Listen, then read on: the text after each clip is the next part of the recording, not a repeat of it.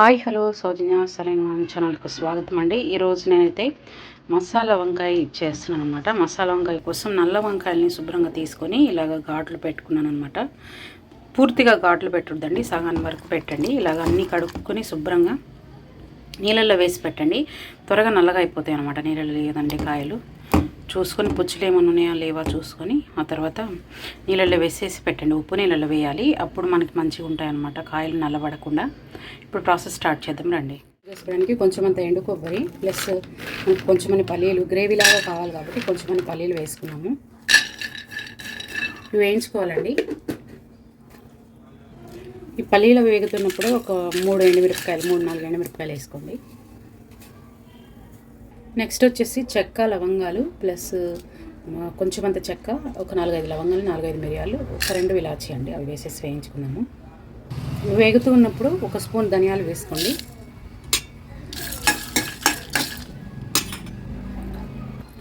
ఒక స్పూను జీలకర్ర అండి. ఇప్పుడు బాగా వేయించేసుకున్నాం. వేయించేసి పక్క స్టవ్ కట్టేస్తున్నానండి. ఈ వేడికి ఇదైపోతాయి. ఇప్పుడు మసాలా అయితే పక్క పెట్టేశానండి. పక్క పెట్టేసి వేరే కడాయిలో నూనె వేసుకున్నాను వంకాయలు వేయించుకోవడానికి. వంకాయలను అయితే వేయించుకుందాము.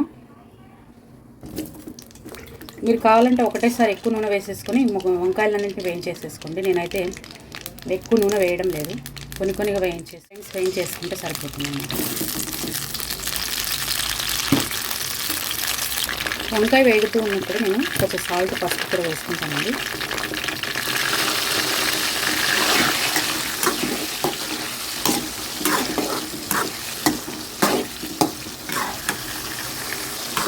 సాల్ట్, పసుపు వేసి వేయించేసుకుంటున్నాను.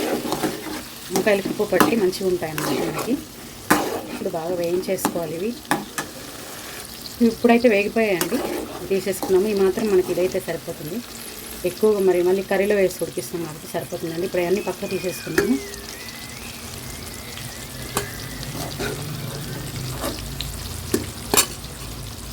ఈ వంకాయలు కూడా వేగిపోయాయండి, తీసేస్తున్నాను పక్కకి. వంకాయలు పక్క తీసేసానండి. అదే నూనెలో నేను ఉల్లిపాయలు వేస్తున్నాను. ఒక పెద్ద సైజు ఆనియన్ తీసుకున్నానండి. అంటే మామూలు మీడియం సైజు అయితే 2 అండి వేసేసాను. అదేవిధంగా ఒక 4-5 పుదీనా రేకులు అన్నమాట. బాగా వేయించేస్తున్నాను. నేను ఎక్కువగా ఉంటే మాత్రం తీసివేయండి.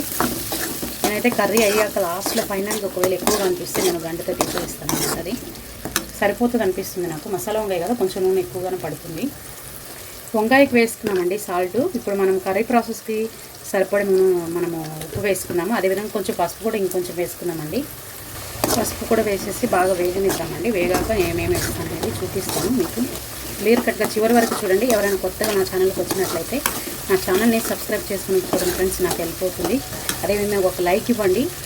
ఉల్లిపాయ వేగుతూ ఉన్నప్పుడు 2 మీడియం సైజ్ టమాటాస్ని మనం పట్టుకుందామండి.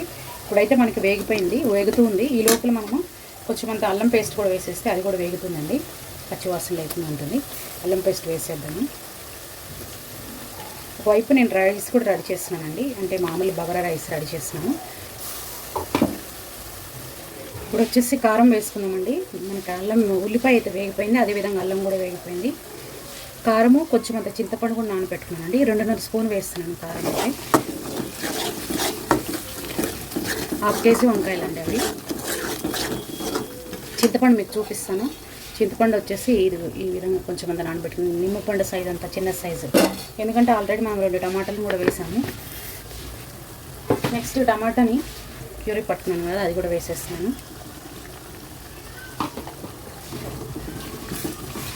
మూత పెట్టి బాగా మగ్గనిద్దామండి. ఆ తర్వాత మసాలా వేస్తున్నాను.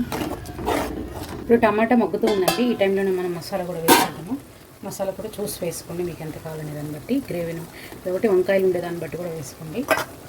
నెక్స్ట్ ఒకసారి ప్రాపర్గా కలిపేసుకున్నాము.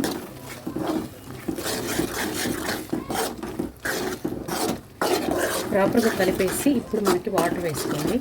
ఒక 2 సెకండ్స్ మాత్రం అట్లా మగ్గనిద్దామండి మసాలాని. 2 సెకండ్స్ అయిపోయింది. ఇప్పుడు ఆల్రెడీ వేయించుకున్న మసాలే కాబట్టి మనకి ఎక్కువసేపు ఇది అవ్వాల్సిన అవసరం ఏం లేదు. ఇప్పుడైతే నేను చింతపండు రసంలో జార్లో ఉంచేసుకున్నానండి. కొంచెం టమాటో గ్రేవీ ఉంది, అందుకోసం అనేసి కొంచెం చిక్కగా ఉంది కదా, కొంచెం వాటర్ వేసేసుకోండి.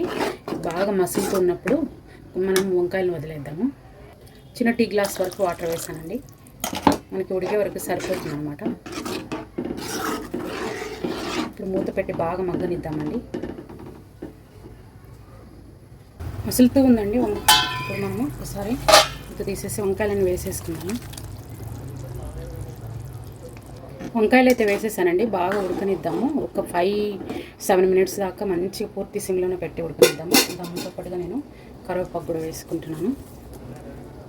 ఉడకనిచ్చేసి ఆ తర్వాత మనం చూద్దామండి. ఒకసారి ప్రాపర్గా కలిపేసి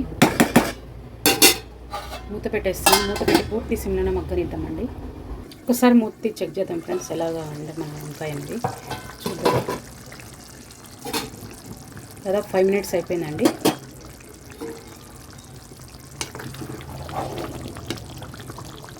చూడండి, వంకాయ అయితే బాగా మనకి ఇదైతే ఉంది. ఇప్పుడు స్టవ్ కట్టేసి కొత్తిమీర చల్లేసుకుంటామండి. చూసారు కదా ఫ్రెండ్స్, ఎంత మంచిగా మన మసాలా వంకాయ కర్రీ అనేది రెడీ అయిపోయింది. నేను అన్నం కాంబినేషన్ కాబట్టి కొంచెం లూజ్గా రెడీ చేసుకున్నాను.